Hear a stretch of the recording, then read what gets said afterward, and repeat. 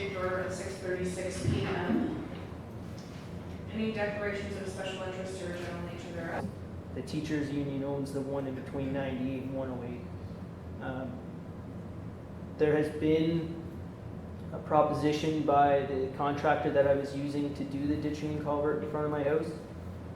It lies in further to the west at the corner of Lekx Road and we'll call it New Lekx Road because it's the addition that Gerald Best has completed or started anyways. He's proposed that we, first of all, the ditching and culvert is done in front of my house and then it carries down to 198. That the two leveling culverts would be eliminated that drain onto Vahi's property, eliminating that potential lawsuit going forward. And then it would be carried down to the new section that he's completed to the west with proper drainage out into, I believe it takes it to the river, the Gananoque River, but I don't know what's far down there. Gerald Best has said for the fee, I think it was, I provided it to the township at one point, it was something along the lines of $16,400 to complete the job. So I asked any assistance that you guys could provide, even if it just means allowing me to do the ditching and culvert in front of my own house, but ultimately my goal is to fix the drainage issue on the road, period, so that we don't have to deal with it. Thank you, Drew. Director of Operations, do you have any comments to make on this petition?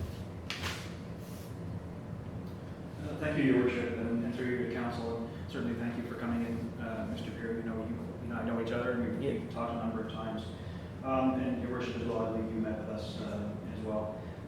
Just one point of clarification on what you mentioned, just that you did come into the township office and applied for a permit, and you immediately commenced work. And so, just by virtue of applying for a road occupancy permit, it did not give you permission to actually construct anything on it. Just wanted to clear that up for our members of council that they're aware. Can I just comment on that there? I wasn't constructing anything. It was to my understanding from the student that was working at the desk that I applied for the permit, the fee wasn't paid, which I knew. I wasn't to commence any of the construction of it until the site visit, which I was waiting for. Is what they were actually doing is they were clearing the trees away to start the project, which I was told I couldn't clear the trees, which I understand. However, it is also, those trees obstruct me pulling out of my driveway anyway, so I thought, you know, we could kind of clear that off and continue on with the project pending the site visit. So nothing was being constructed, no holes were being dug, nothing like that. Just wanted to be clear on that. Yeah, so and again, you know, we certainly understand the situation. I do understand the situation where we have a roadside drainage that leaves the roadside and enters into private property, just as roadside drainage does, you know, all over the place. In this case, it happens just to go around the back of the home and come back out onto the road allowance, right?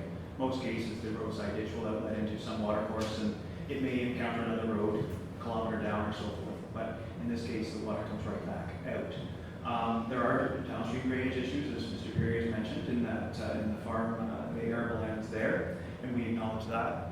And we acknowledge also the township that there are some issues with the Lekx Road downstream of this property being a little wet as well. And so that's what makes me sit up and take notice that if we have a roadway asset that could be in jeopardy, then we need to come up with a solution potentially there to protect our public property.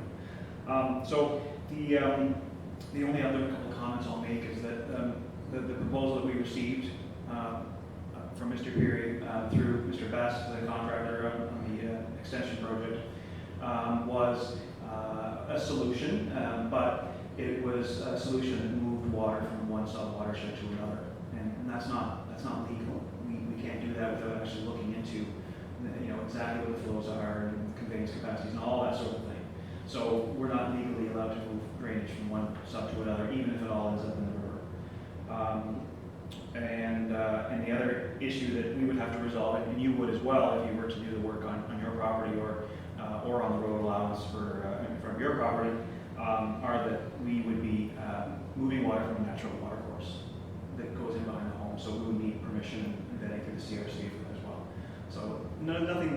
insurmountable. But certainly my recommendation here is through your worship to council, is that we perhaps direct it back to staff for evaluation to put forward before future budget, because I do think there is some work warranted there with respect to that roadway asset it gets quite wet. And to look at the entire drainage area and see what the solution, the engineered solution would be there.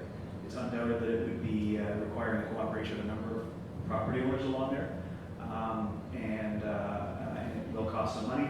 And there's also potential that the municipality, the road authority, myself, can actually compel a Drainage Act drain to be constructed. So I have the ability to do what the homeowners might not be able to do, and that is to compel one to be done.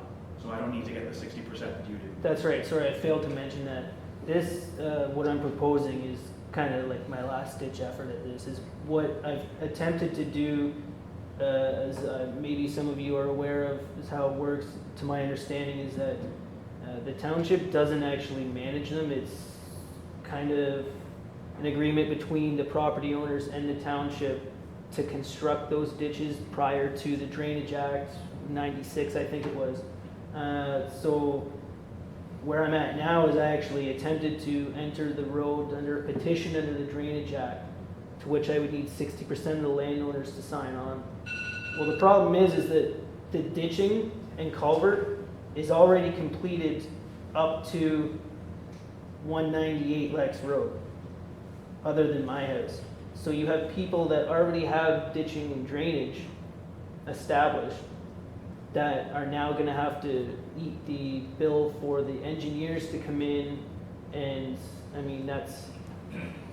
it's a township contract with whoever to come in that they would have to pay ultimately, that they don't want to pay for, or they're saying, well, we have ditching and culverts in front of our house. So really it affects Alex Vaughy, Mike, Ian, Sharon and Gary Grice at 80 Lekx Road, and myself at 94 Lekx Road. So are you going to get 60% of the landowners in the area? Ultimately you're not. And that's why I'm here today, is because I didn't get the 60%. No, I know, just to try that, because what I'm saying is that the township, the road authority, I can actually compel it done without 60%. I can actually cause drainage works to be done under the Drainage Act on behalf of the municipal property. I'm just throwing out that there are a number of options, that if council wishes to direct staff to look at these options and bring them back before this council, this project, I will advise that it will be up against potentially other drainage improvement projects in the township, just like Gant Lake Road and Willow Bank for it. But certainly if it is the desire of council, we can certainly refer back to staff to bring forward more detail at budget time. Thank you, Director. Councillor Mabee, Councillor Olkey, did you have a comment, Councillor Fodey? And then Councillor Fodey. Thank you. Thank you, Your Worship, and for you. Thank you very much for coming. I know we talked last year about this when I was first on council, and I'm glad to see you here. I also have gone down the road more than once and down the new extension. The new extension that has been built is to township design for drainage and such. From that new construction to the corner of Lex's and Hiscock School Road, I think the township is a little amiss of actually cleaning out the ditches. It's been left for a long time, hasn't had any real work for some time. Having lived out on Gannock Lake Road for 22 years in my past, I do know that road hasn't seen any substantial work for some time. The other side of this is that we continue to have issues brought up to us by the residents of ditches going in. And I'm not going to get into that one too hard, but I do not see why this ditch is not being done.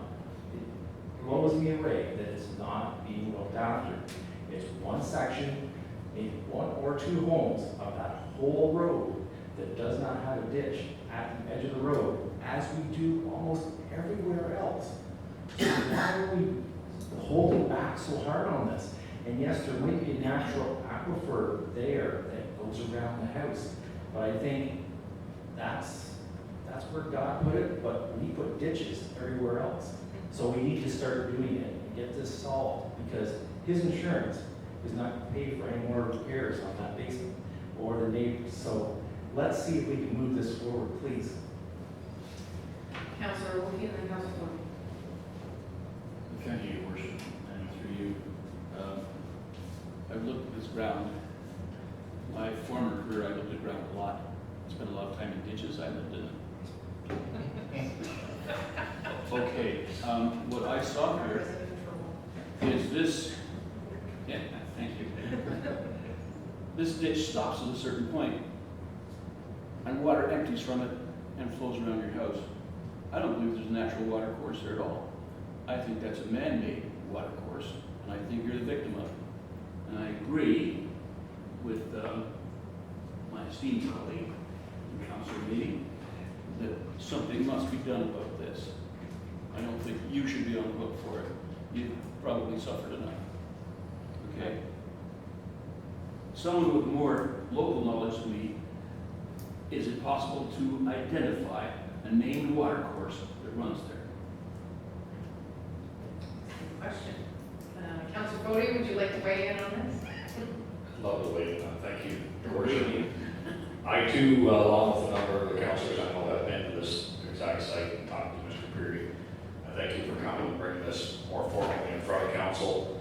I agree with what my esteemed colleague says, Gordis and Carter Forest. It's a short fix. I think my take when I go out to see this property here, the water flows up. I fully agree that that wasn't a natural water course. It may have been a slight at one time when it was, you know, exemplified with a high hole back in the day, likely prior to your house even being built. It was likely just a swale to kind of redirect it away from the road. Well, in hindsight, is there any, I got a question for you, Mr. Pirie. In your view, does any of the water that comes from the field, is there any of that water that doesn't eventually get back out into the roadway ditch anyway? It goes by your basement and such, but it all eventually goes back into the road, does it not? My house slows it down. Essentially, it goes from, it does. It goes from 80 Lekx Road to 108. So a big U from one ditch and culvert to the next. But as a result of that, with water sitting, even though it's still flowing, it causes oversaturation of groundwater, which no sub pump can stop the effect of water pushing from the ground up through a foundation. So that's why insurance won't cover it. You could have 10 sub pumps if you want. It won't stop it from getting through the cracks. Councillor Fodey? Yes, thank you. Well, thank you for somewhat answering that your house becomes a sieve for the whole community. But I agree that this, we could give this direction to our operations manager if we so wish, but this is a quick fix. I think it's a nice gesture you're offering to pay. Sitting at the council table, I don't want you to. I don't want you paying for property that should be maintained by us. That's our responsibility, and that's why we're here. And, but furthermore, I don't want someday for you to say, well, I paid for it, so therefore you can't do this. So if we properly do our job via the proper channels, we'll do two things. We'll put the waterwork block, which is right down the new ditch, and put it into the existing. And if it requires a little bit more remediation further on down to accept the new piece that Gerald Best has built and so on, so be it. But this is really a quick fix when it comes to cost. It's not prohibitive. And, if we can circumvent engineering costs by giving direction to our operations manager, then I'll in. Councillor Mabee, then Councillor Jameson. Thank you, Your Worship. Just a follow-up. Is there any indication of what the material is right where the ditch would be? Is it rock or just soil? I've had pilot holes dug, 5 of them, and it appears just to be soil with the roots. Councillor Jameson. Yes, through your worship, I think I heard the works manager, works director mention that this would be considered with respect to next year's budget. Did I hear you say that? Director? Thank you, Your Worship. Council can certainly direct me to do whatever. However, I will add that I will require clear direction if you are wanting me to proceed ahead with, contrary to my recommendations. Just, Your Worship, I guess my concern there is that this is not an area that I have kind of understanding of my colleague to the right does, but what is the impact if this is a budget item that does get passed for months, and then we're sitting next spring when we could have some serious problems? What remedial measures need to be taken in the immediate sense to ensure that we don't have another delegation wasting the gentleman's time to get something done? This is really my concern. I think that the director made a point that he would bring back a staff recommendation to the next council meeting. And I think frost doesn't go into the ground until December-ish. So depending on what direction would come from that recommendation, and if there is immediate work that needs to be done, we still have a time frame. I realize that it's not set out in the budget, but that it could be set out in the following. And if there's any remediation that can be done prior to the fall, if we decide to, that it's part of our road work or capital budget. But I think that if we let I would say that it would be the October meeting at the earliest that you can get something back to us with any sort of, would that be reasonable, Director? Your Worship, regardless of the time frame, my recommendation will be that we have someone look into those drainage areas. It's very important for me to make you aware of the Central's reliability, and I see it here. So again, respectfully to everyone around, there's a tendency, and with respect to everyone in the room, to oversimplify drainage issues in their resolution. And again, respectfully to those around the table, I do not believe that it is as simple as going out and cleaning out a ditch. So as far as timing, as far as getting back the information that you require, what sort of time frame are we looking at? If council desires, I could have something ready by October, but I can't say that it'll be fulsome. And again, if engineering is not what this council wants me to do, then it's going to be a relatively quick report. Outlining options this council can take and further accept those responsibilities. Councillor Fodey and then Councillor Mabee, and then we'll wrap this up. Thank you, Your Worship. I just want clarification from the operations manager. So you would prefer engineering report on this? Through Your Worship, yeah, I guess that's my point, is we know we have a low point there in the road, we know we have drainage issues. The answer would appear to be dig a ditch, in the one direction, right? And I've already told you that moves water from one watershed to another, which it may be adequate, right? That conveyance may be adequate. We don't know how many hectares are draining through here. We don't know the time concentration. We don't know any of that, right? So again, it's not, in my DNA just to go out there and dig holes and hope for the best. It opens us to liability, further damage to the roadway, further loss of the crops. Again, we understand that there's issues here with the basement and the water course. We understand that there is potential this could become a capital project, and I've been very clear to Mr. Pirie and Your Worship on this. It's just a matter of timing. Right? The last couple of years I've been here, we focused on a couple of what we consider to be asset-preserving drainage projects at a cost of $50,000 to $60,000 a pop. And so, again, there are needs everywhere, and my angle on this would be to bring back those options to this council for you to be able to make that informed decision of whether this project is where we feel capital dollars are best sunk. Can I just say one more thing? Sure. My neighbors at 80 Lekx Road have dealt with this very issue for 38 years, okay? It drains from property that is owned by the township. I'm not trying to force anyone's hand. I'm not saying, you guys have to do this. I attempted to pay for this out of my own pocket to alleviate. I haven't fixed my basement yet. It sits still with flood damage from 2 years ago, okay? I have spoken with legal representation from multiple firms in the area. They have all said to me, you present this case to council in a way that is politically correct, right? Much like I've done. And if something were not to be done with it in a timely manner, you may be able to present this as a negligence case. for the township for not dealing with the water that is an issue from township property that directly drains onto my property. Now, I don't want to, obviously I don't want to go down that route. I've made it clear to everyone I've spoke to, but like spring and autumn, every spring and autumn, I just cringe because this causes my basement to flood. And it's not, like you can say, well, you know, you can't do the ditching and culvert in front of your house because it might cause issues. Basically is what I hear from that is you don't want the water to move where it's already going faster because you're gonna have to deal with Mr. Wahi down the road, to which you've claimed those two leveling culverts are a proper outlet. So if it's a proper outlet, why can't I just do my ditching and culvert? You know, aside from me taking this on everyone else's problem on the road, I could just say, you know what? With them, they can go deal with their own issue. I want to fight for just getting mine done because you've claimed that it's a proper outlet down there. So let me take the water that's already going there, get it there without going around my property.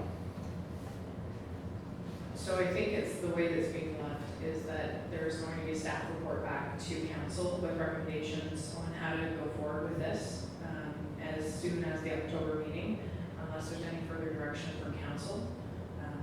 And we do appreciate you coming forward and making us aware of this issue. And I appreciate you speaking with me directly as well. Councillor Garrett? Through you, Your Worship, I read in the previous bylaws that we actually have a drainage superintendent, who no doubt we pay for the services on our staff. And I understand that he spoke with you, is that correct, Jared? That's correct. What were his words to you concerning the efficacy of putting that drain in? He said that I couldn't put the ditching and culvert in because it changes the water course and there is not a proper outlet at the end of the road.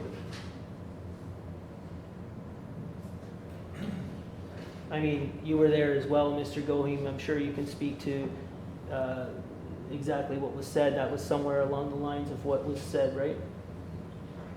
Your Worship, yeah, I think it's nothing inconsistent with what we've been talking about so far. What I've been saying is pretty much consistent, but we were referring to Mr. Shan, because Mr. Shan also had attended Mr. Pirie's site. No, not Mr. Shan.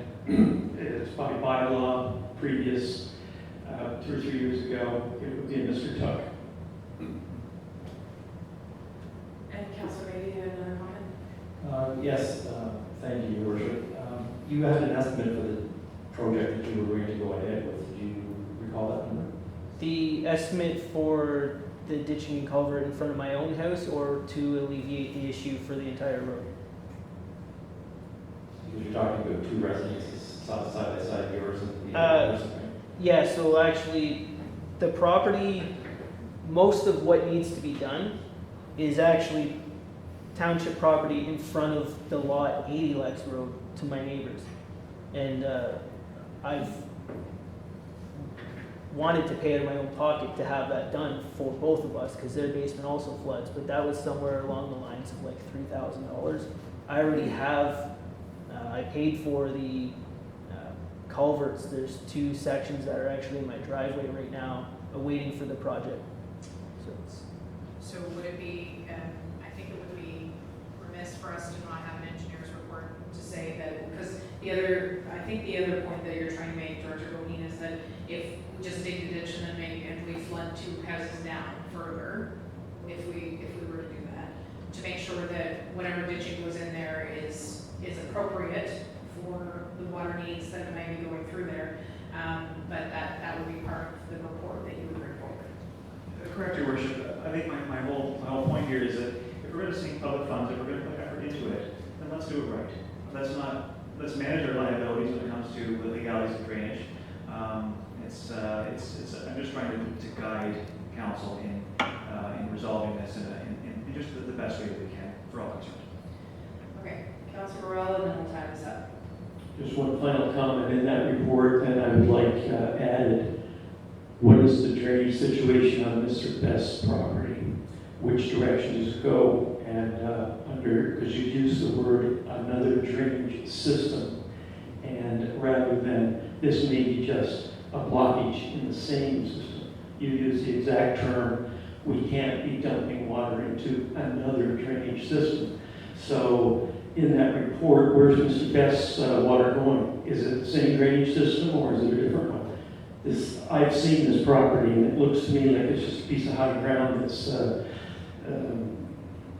pretty basic stuff. And I do appreciate the Drainage Act and so on, but we're putting this gentleman through quite a ringer here and protecting our reliability in the township. Mr. Best was given a lot of approvals. Where's his water going?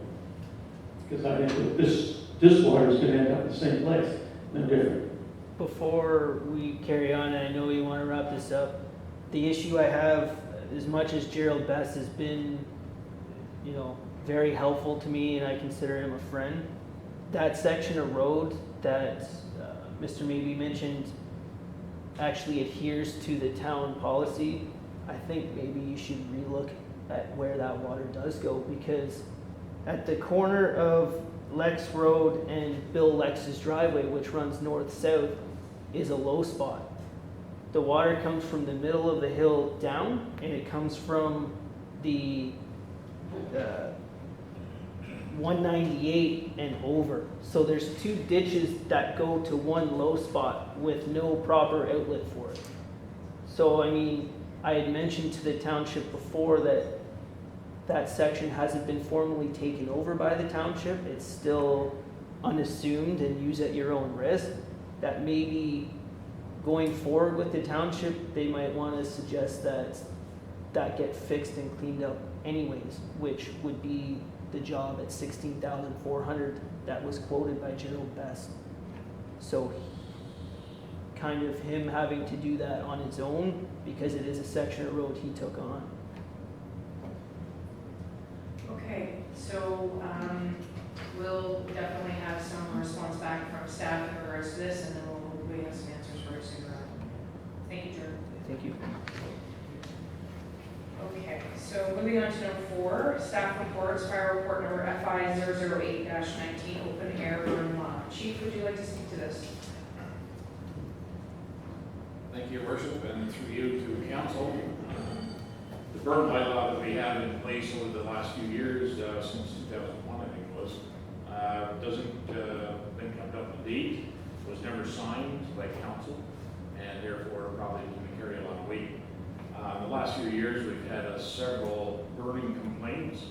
The old tradition of the old school people burning their trash or whatever in their backyards is causing a lot of grief, and we curtailed that in the built-up areas in the last year by disallowing any burning of anything in the villages. We have addressed some of those issues with people that had concerns that their property did conform to out-of-town standards where they could burn and not interfere with the livelihood or the enjoyment of the property of their neighbors. However, a lot of them do still want to burn things that shouldn't be burned, and campfires are even disallowed in the villages. We're encouraging in the build-up areas to go to propane-powered fireplaces or pits or whatever to avoid the issue with the number of people that today seem to have COPD, asthma, and so on in the villages. I've addressed in the last week 2 situations just similar to that, and the neighbors were impacted quite heavily with the smoke that was coming from these incinerators. So we want to curtail that. We want to beef up our bylaw with some standards that we can adhere to. We want to change the levels of a burn ban where we can differentiate between a total burn ban and a partial burn ban, if you will, and several other issues that have come to light over the years with burning. Thank you, Chief. Any questions for the Chief on this particular item? Councillor Mabee? Thank you, Your Worship, and through you, Chief Lawson. Do you have smokers listed here, particularly in the built-up areas? If somebody's using a smoker and that smoke that's from smoking can be very strong.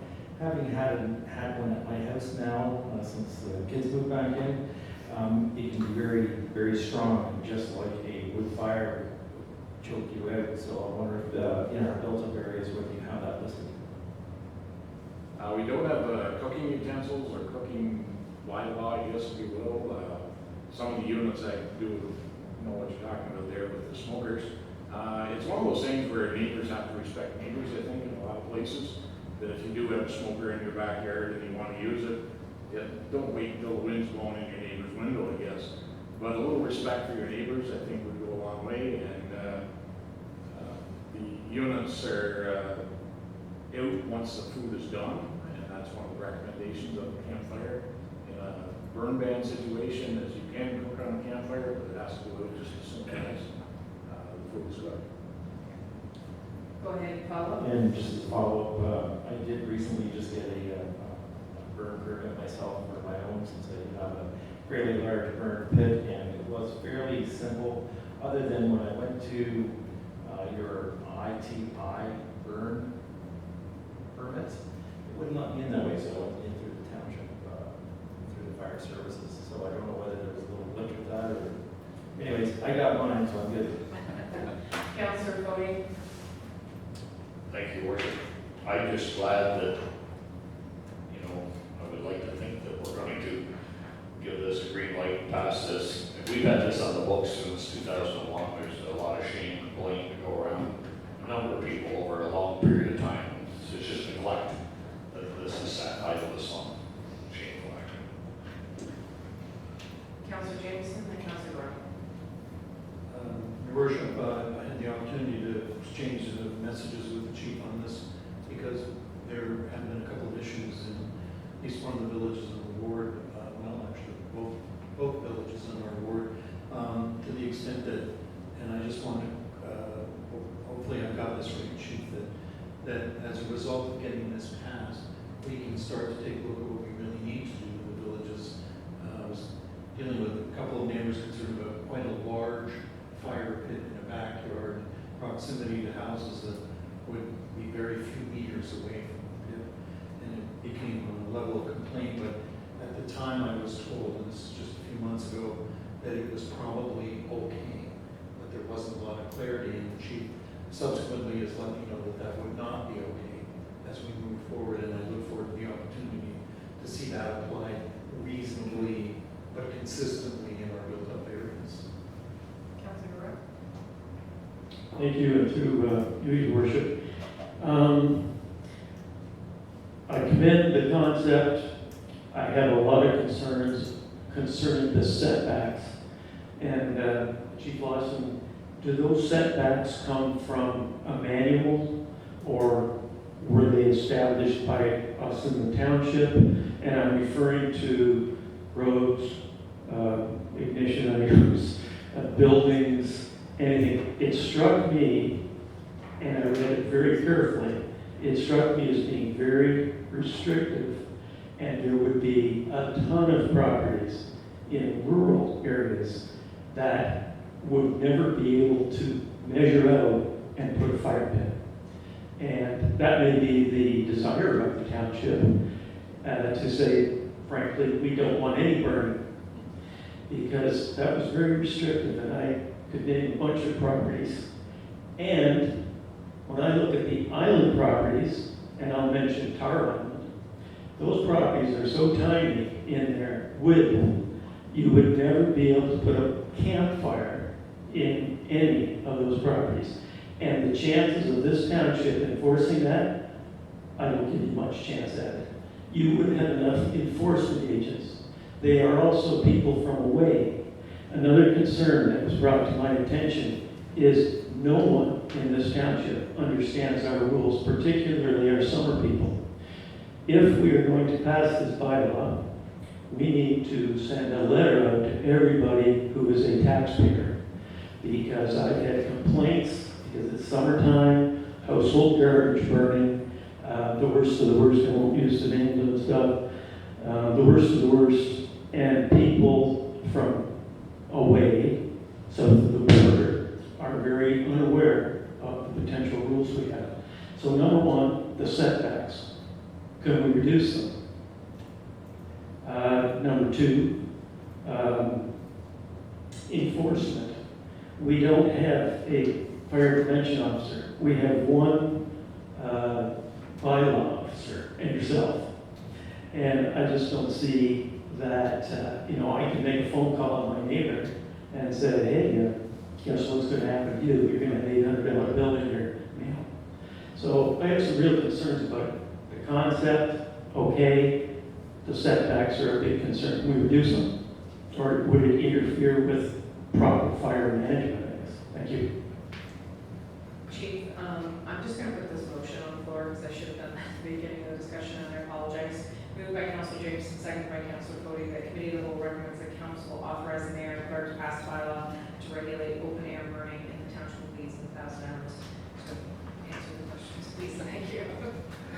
Thank you, Your Worship, and through you to Councillor Burrell. To your questions about the setbacks, they were a standard probably across the industry that are set in, it curtails a lot of the burning in the smaller villages and lot sizes and so on. That's where it's kind of directed to. What we do know is across the board, I don't want to curtail, and I have told people this at cottages and different things, I called during the burn ban and said I can't enjoy my campfire at my cottage because you got burn ban on. I said, well, it's like this, it's a minor burn ban at this point. Will allow you to use your campfire, but make sure it's attended and put in. We do have across the whole municipality, probably several burn pits, incinerators, I see them every day, that are non-conforming to any specific setback. What this applies to is when there is a problem, you've set fire to your neighbor's field, you've set fire to the neighbor's property, we can go in at that time and start doing measurements and saying, you're the cause of the fire that burned down your neighbor's house, therefore your burn barrel isn't set back properly. These are standards, it's non-conforming, and there are charges that could apply there. But it's only on a complaint-based issue that we would be in there doing that.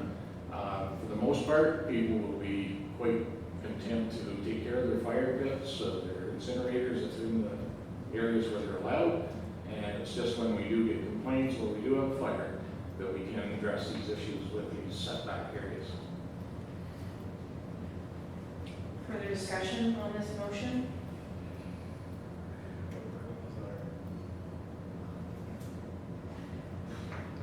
Any further comments or questions on this motion? Councillor Oakley. Thank you, Your Worship. Just general, the indefinite nature of some of the provisions are what causes a lot of grief. Burning any materials. People will be calling, does that mean my firewood? You know, I know it's hard to be more definite these things, but my suggestion would be this bylaw isn't ready in terms of its English. Further discussion, Councillor Burrell? Sorry, more of a technical point. As I read this, by the way, what was presented to me, it's two bylaws sort of with the same name, and I think that's just a technicality, but if you look at it, the first one has some lettering, and it ends with the signature of the mayor and clerk, and then there's the next one. That's just a technicality. I'm assuming that a big portion of that is no. It is one bylaw, because it reads like two. Should only be one bylaw, not two. So that's what we're voting on.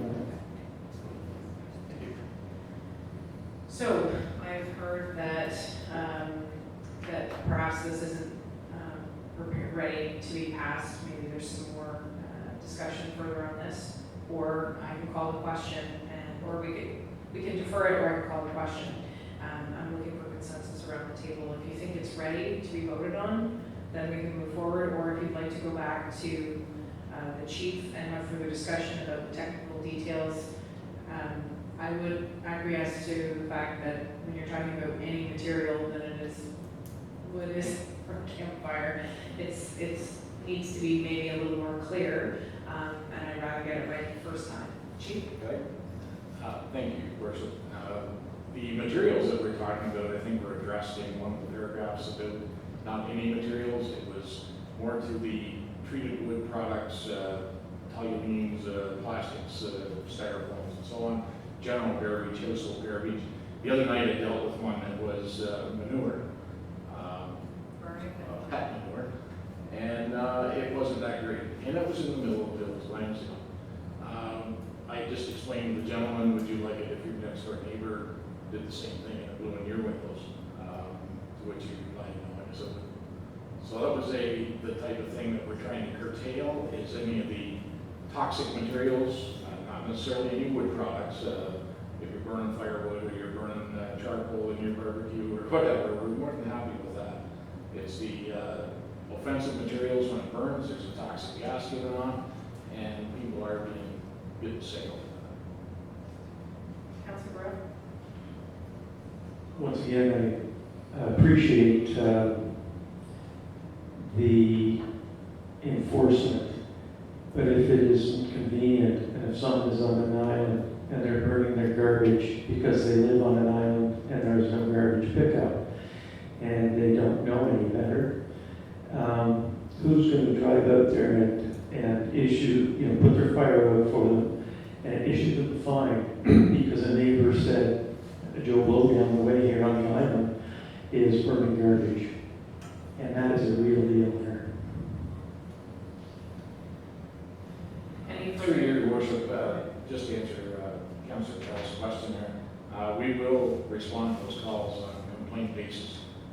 That's where we're driven, that we have to respond to calls in the township from a resident, to a taxpayer who has made a complaint.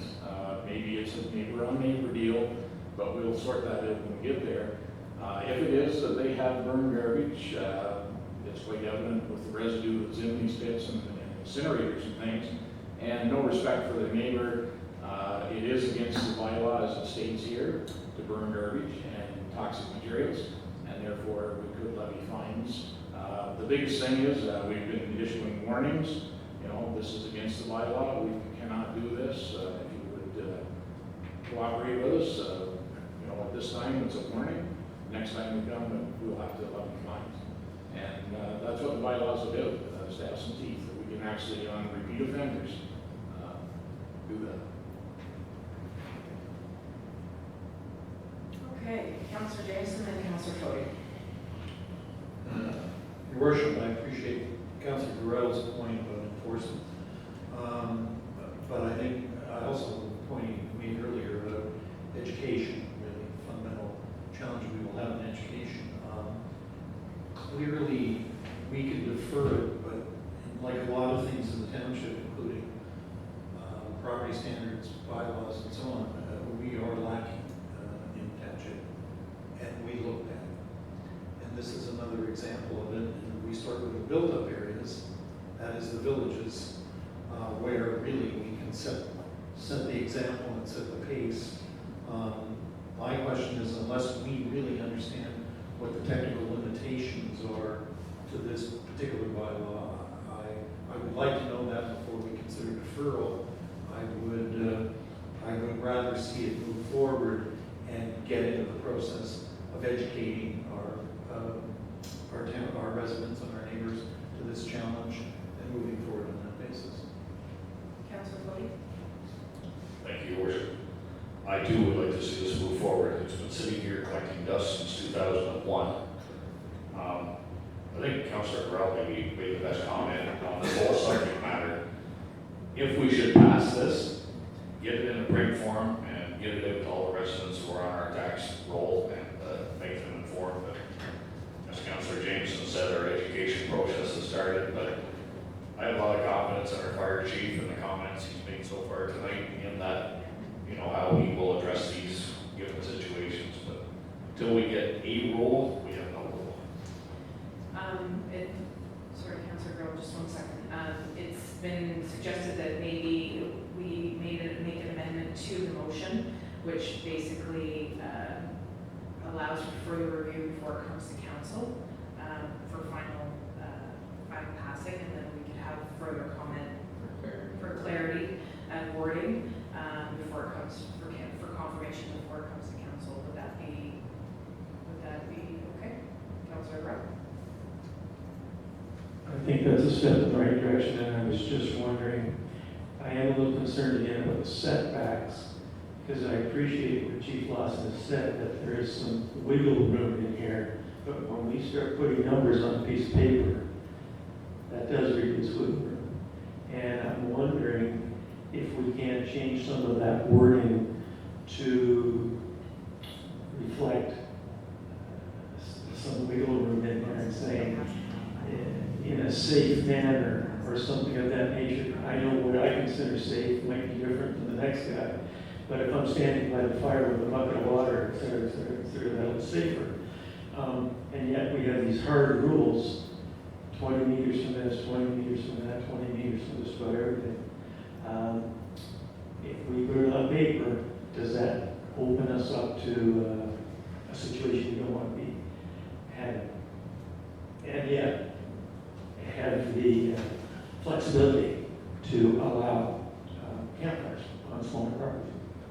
So, I think that basically I just reread the motion, we actually need to amend it, because it says that committee of the whole recommends that council authorize the mayor and clerk to pass a bylaw to regulate open air burning in the township of Leeds and the Thousand Islands. So what we can direct staff is to double check the setbacks, the clarity of the bylaw that should come forward for confirmation, and then at council, we can either turn it, approve it or turn it down. One of the comments made by the CAO, and I believe the chief, why this is coming to council is right now we're operating with nothing, which puts us in a very bad position because we have zero jurisdiction when it comes to, I shouldn't say we have zero, but it doesn't look good when it comes to having our house in order. I don't think it's wise to ram anything through, but I think this motion, the way it is written is to pass a bylaw. So it doesn't say the specific wording, the wording that's been suggested, and perhaps council can make suggestions to the chief to have the final draft come to council for further discussion. Is that okay, chief? Just one final comment, though. I did mention that it was on a per situation basis, that if you did have a fire in a certain area, you found that the burn barrel was up against the fence, set fire to the hedgerow or whatever, we can go back to the bylaw and say, okay, that was supposed to be 60 feet away. It's not, therefore, you applied for a burn permit, it states here that it did, and you didn't do that. 99% of them out there aren't going to be in that magic number that we put down on black and white. However, they're going to be totally safe and totally run with care and consistency that isn't going to set fire to anything.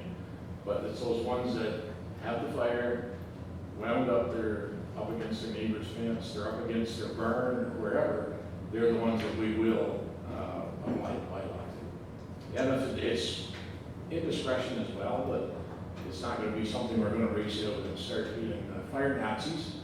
It's going to be on those per basis calls that we get the complaint, or we get the fire actually evolving from a fire pit or a incinerator that hasn't been properly installed. It's not a hard and fast rule that we're going to make everybody move every piece of equipment they have in their backyard or move the fire pits that they've spent thousands of dollars to stone in.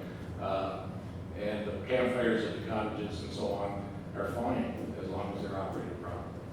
It's just those complaint bases that are going to be.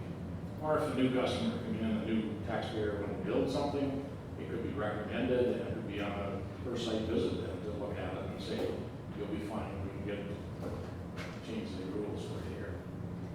So, any further discussion on the motion as it is presented? I think it's clear that if there's any changes to be made that they need to, or suggestions for changes that can be made to the chief and can be brought forward in the final version of the bylaw before it's passed in council. So again, moved by Councillor James, seconded by Councillor Fodey, that committee of the whole recommends that council authorize the mayor and clerk to pass a bylaw to regulate open air burning in the township of Leeds and Thousand Islands. All those in favor of said motion? All those opposed? Carried. Next on the agenda, moved by Councillor Fodey, seconded by Councillor Mabee, that the committee of the whole recommends that council approve the zoning bylaw amendment to rezone the subject property from rural to shoreline residential attached to planning report number PL-022-19 as Exhibit A. Director of Planning, would you like to speak to this motion? Thank you through your worship. This report, as well as the following report, are coming out of public meetings that were held this evening with respect to zoning amendments. Each of these are conditions of consent approval that are required to allow the applicants to finalize the consents. I'd be happy to answer any questions. Any questions for the planner in regards to these recommendations? Seeing none, I will call the question. All those in favor of the motion on the floor, please signify. All those opposed, carried.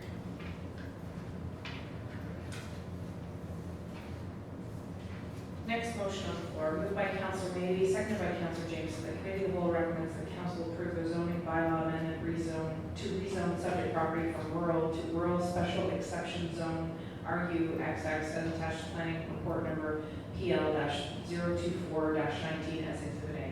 Director of Planning, would you like to speak to this motion? Through yours, this is the same situation as the previous. We had a public meeting this evening. There was no public input. This is to satisfy the conditions of consent approval. Thank you. Any further questions in regards to this motion that's on the floor? Seeing none, I'll call the question. All those in favor, please signify. All those opposed, carried. Okay.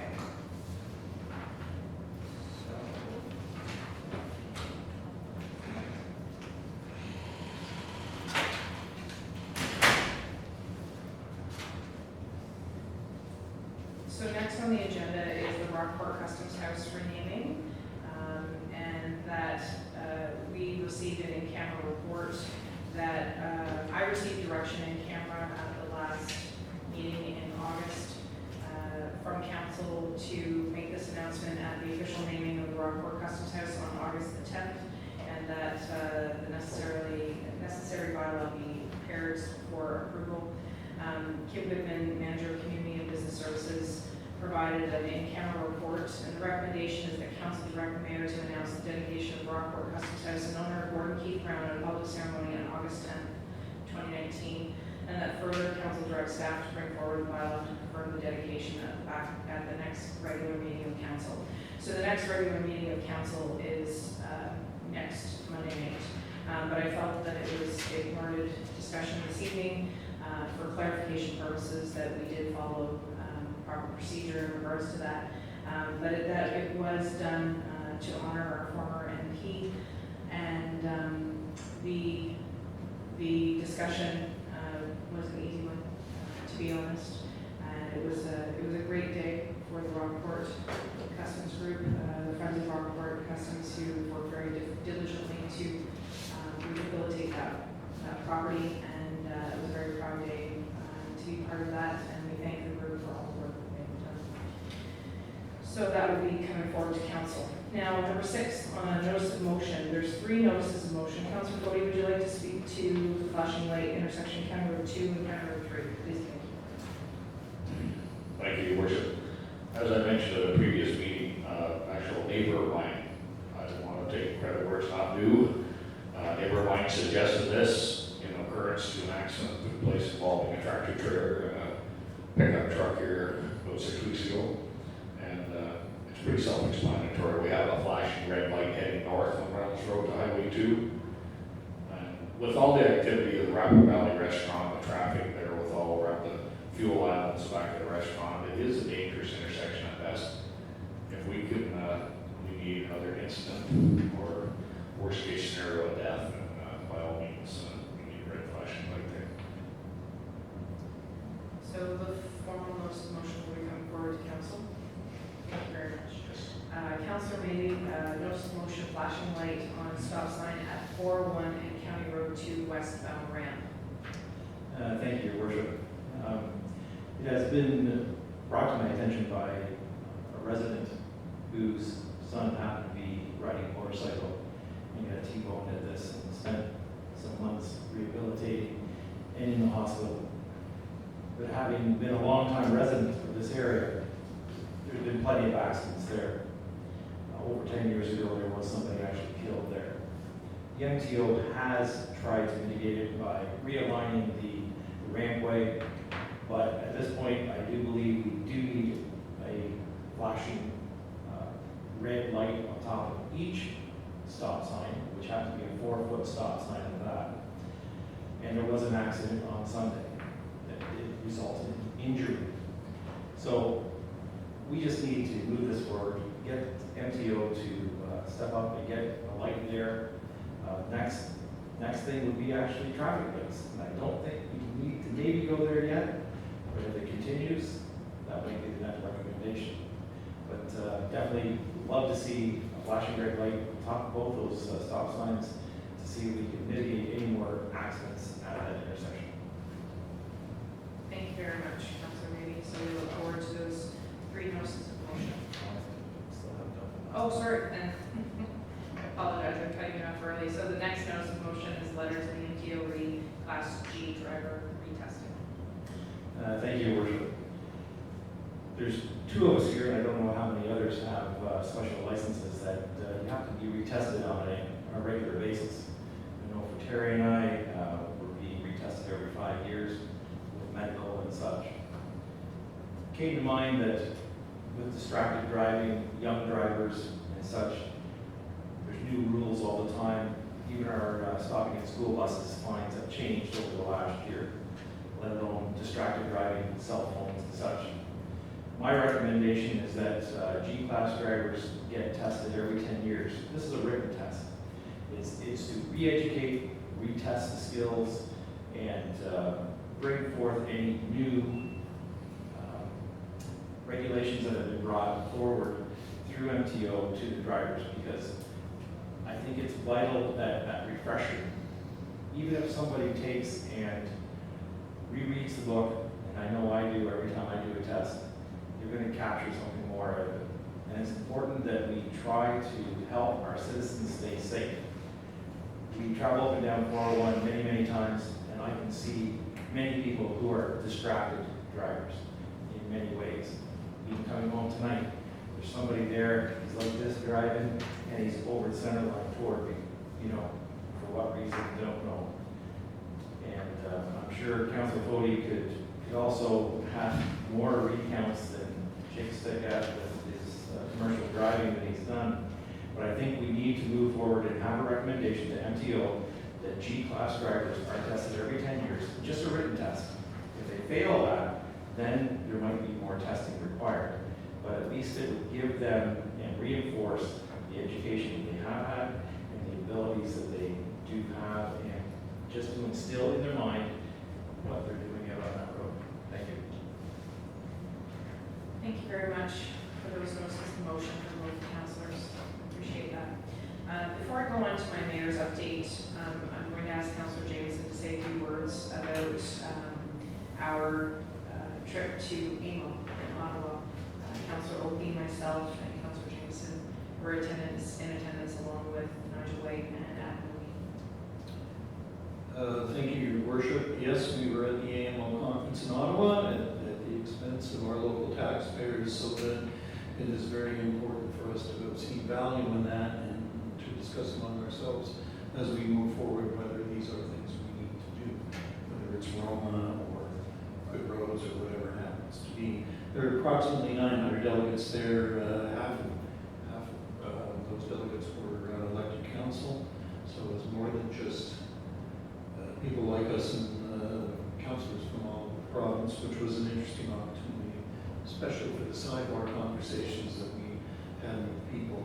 A broad range of topics. Mayor was very good about ensuring that we all we divvied up the various sessions so that we covered as much as possible. Among the 4 of us, I managed to get the ones that were farthest away from where we had to be for the next one. But I'm willing to forgive you for that.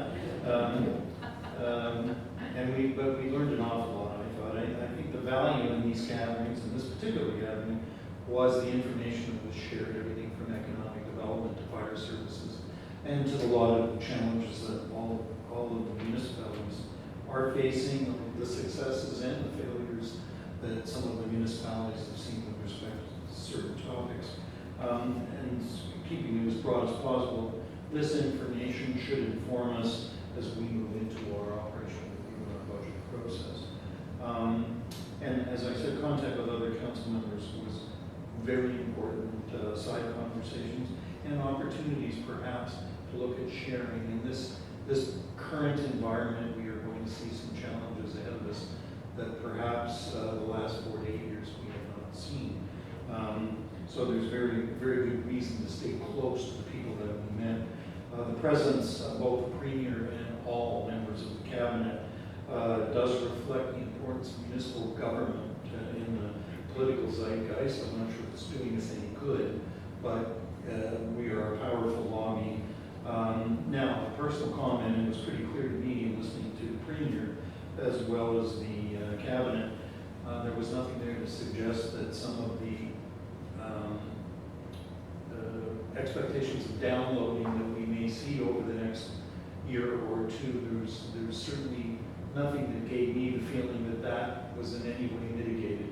I think we're going to see some things that we need to prepare ourselves for, prepare our residents for, and it isn't just us, it's higher tier governments, whether it's social services or transfers to municipalities. I think we need to be prepared, and this is what I took away, to manage in a more severely restricted environment over the next 3 or 4 years. It's not something you want to bring home. You'd like to bring home a check, but that didn't happen. So that was my personal takeaway, and not reflecting other members of council. But I think it was well worthwhile, a pretty good investment. I drove Councillor Oki there and back, and I will not put in for irritation pay. It was a pleasant experience for me to drive with the council. Thank you. Councillor Fodey. Thank you, Worship, that's comforting. I just didn't want to supersede your mayor's report, so I just had a few thank yous I want to pass out. First, to the fire department. They had a tough job in the sense that they had to honor 2 of their own since our last council meeting. And they get a little emotional having to go on both of them. But I want to thank Chief Lawson for a stellar job in setting those men the way he did. I honor him the way he did as well. Secondly, I want to thank the Works Department projects that you've completed. They're looking good, mainly like the Pilo Road Bridge. I was up by there the other day. It looks real good. And another little spin-off that happened the very same day, quite by accident, by traveling through the backwoods, as I call it, to Perth. I came across one little narrow canal, and not one but 2 boats were traveling through that canal. So while they're being trapped in that canal, it gives me ample time to jump out and chat. And these people were from Germany, and they said they would definitely come back again and certainly love the little boat experience. Thirdly, and not least, to you, Madam Mayor, you attended on our behalf at the IJC meeting about a week ago, and I want to thank you for representing us, not just in person, but representing us well. The media didn't let that slip either. They picked it up, both Kingston, Rockport, and they quoted you on more than one occasion of driving home the fact of how important this is and what it means to our waterfront homeowners. So I want to thank you for doing that. Any further, and Councillor Mabee has an announcement. I open up the floor, and then Councillor Oki. Do you have anything, Councillor Burrell, to add? Might as well make a full suite. So we'll go with Councillor Mabee first. Thank you, Worship. Mine is to invite council members, and we are hoping that somebody can attend. I'm part of the Terry Fox Green Team, as they call it, the Thousand Islands Terry Fox run. I do a lot of announcing there, usually in a louder voice than I use here. But on Tuesday the 10th, 10 to 2 at Fox Run, Fred Fox, the oldest Fox boy, will be here talking to residents, and we'd love to have somebody from the township there. I don't know whether we have certificates. 10th, Tuesday between 10 and 2, if there's a representative. And as mentioned, I don't know whether there's anything that we give away to dignitaries who visit our borough, but if there was something, it would be greatly appreciated. that, the Terry Fox run is the blank. Yeah, it's the Sunday, very next Sunday, 15th. And again, that's at the Fox Run, so anybody there. Also, the big theme with the Terry Fox is teams and getting teams together to participate. We go down the Parkway. I open up the Terry Fox Run there and then open it up again and on, we can come back and do some announcements. But there is always some good information on the cancer front. I don't know anybody who is not touched by that sad disease. So please come and support. And if you have somebody at that particular meeting, it would be wonderful. Thank you. Councillor Fodey.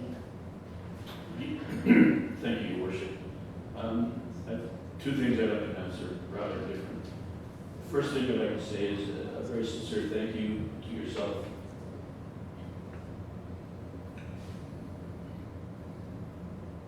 my colleagues and staff, and everybody in the community who sent condolences on the death of my sister. And I'll just leave it there. Thank you very much, everyone.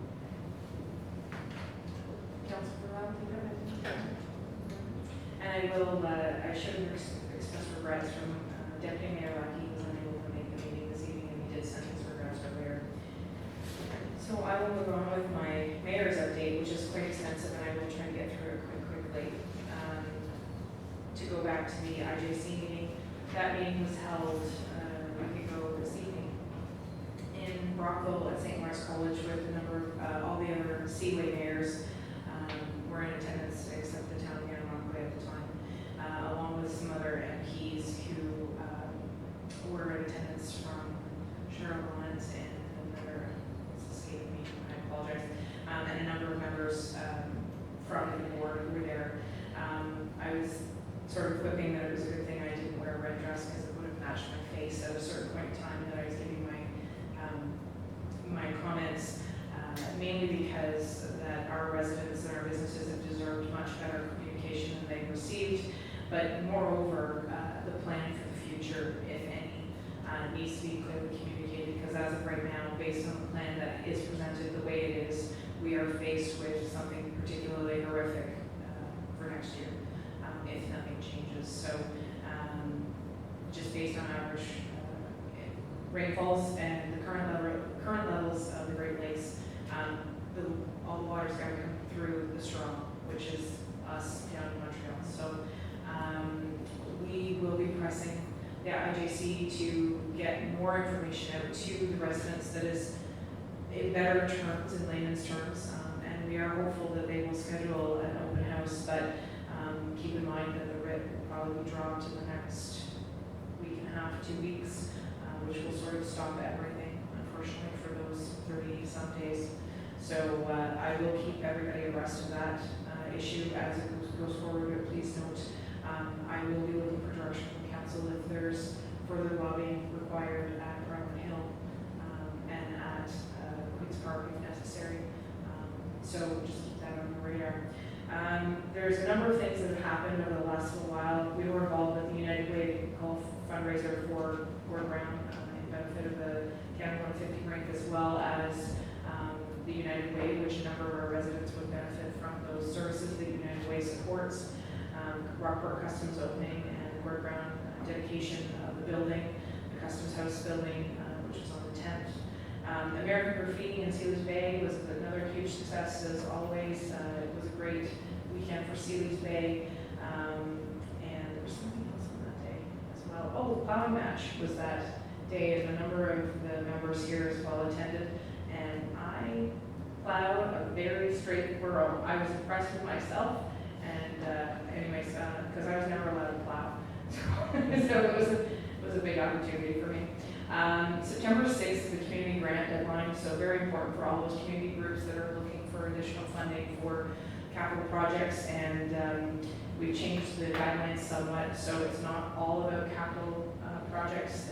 There is some leeway in those guidelines now, so please, if you have not made your grant application, please get it in. September 7th is the Horse Festival in Lansdowne.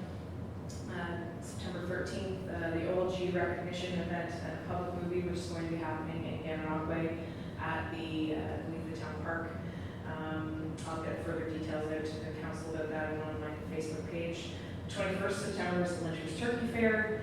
26th is the Seniors Picnic at Charleston Lake, and that's the fourth annual for that.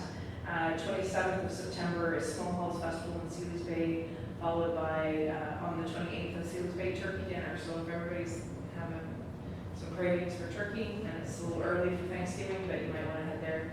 Also, just to make people aware, we had a PA Day today for Upper Canada District School Board and the Catholic District School Board in our jurisdiction. Kids did not go back to school today. Tomorrow is the first day of school, so we ask that people be very mindful of school buses and pay attention. We have had some requests in regards to community safe zones near Sweet Corners Road, which we've sent to the county because they're on county roads, as well as here in Lansdowne.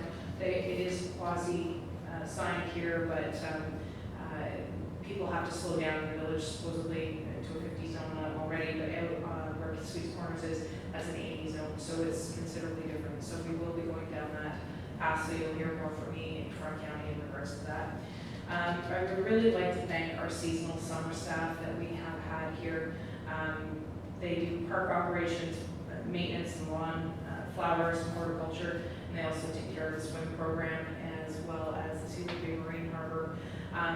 Without all of those summer staff, we would not be able to keep up with all the extra work.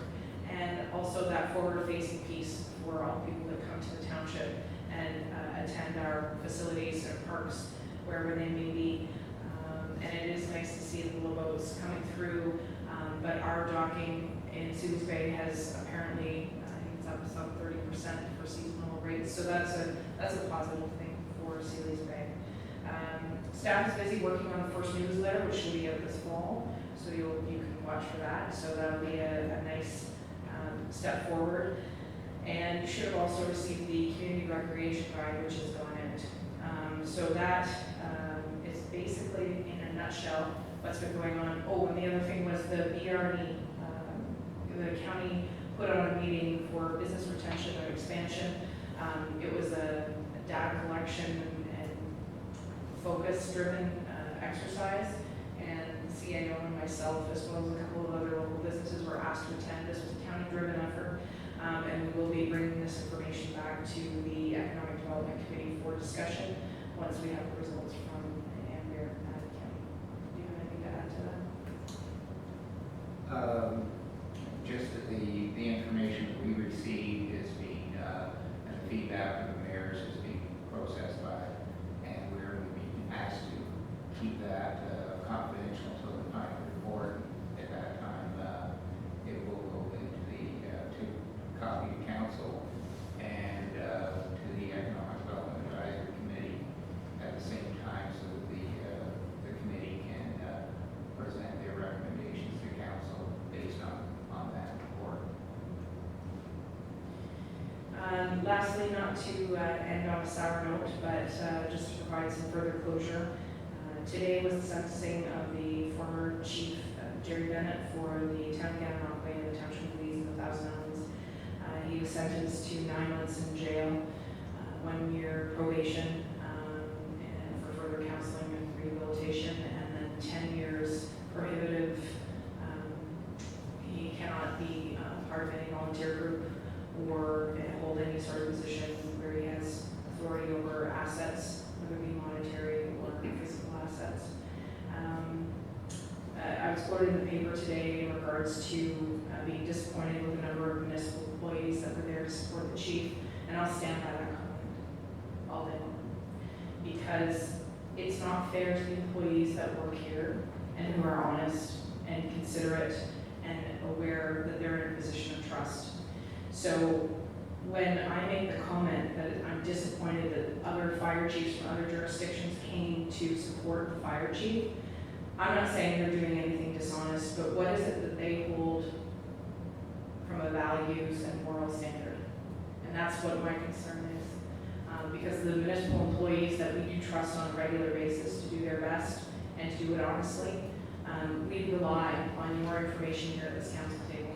So I am glad to have this chapter closed, and hopefully the chief and the rest of the fire service can move forward. I know that we have some new recruits coming on, and it is my hope that we will continue to build on the team that we have, and the people, men and women who stand up and who were unfortunately needed a lot this weekend. I know that we also had to call in some extra help from Rio Lakes at the time, but at the end of the day, we have each other's backs, and that's what being part of this team is about. So, and that's all that I have for this evening. Any other final comments before I close the meeting? Councillor Brown. To you, Your Worship, the DREO program, we've been talking about IJC and the political theater that's going to cause. Has the DREO program been opened? Has there been further discussion on that? Thank you for bringing that forward.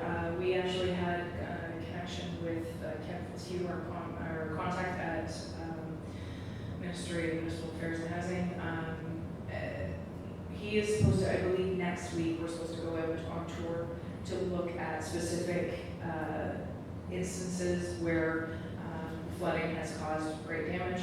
I'm very relieved that we had over 80 submissions so far from residents who have damage. Whether they are year-round or seasonal is irrelevant to me, because there's lots of people who are year-round who haven't submitted submissions for one reason or another, sometimes because they're afraid that that information will get disseminated down to other people, but it is for our use only. But the main theme that we're trying to drive home here is that if we can show more data, more instances of damage and the cost associated with repairing it, the better chance we have enacting DREO. So the good news is that it's not on a time limit. We have the ability to enact it as long as we can show the reasoning behind it. And as you well know, the water levels really haven't come down quite far enough to see the extent of some of the damage. We have seen water levels drop. It still is considered very high water for this time of year. At this point in time, usually there's parts of the river you just know you can't go to because the water levels have dropped so much, but unfortunately we're not there yet. So the next 90 to 120 days is critical to continue to have maximum outflows so that the glass will be reduced enough so that we can receive more water into the glass next year. So that's the simplest way to explain it. And my hope is that the IJC will heed the warning, and but it is incumbent upon us as mayors and councillors and municipalities to continue banging that drum so that they understand that the hundreds of millions of dollars in infrastructure and personal property at risk is just as important as fish and fauna and shoreline. So thank you for bringing that up.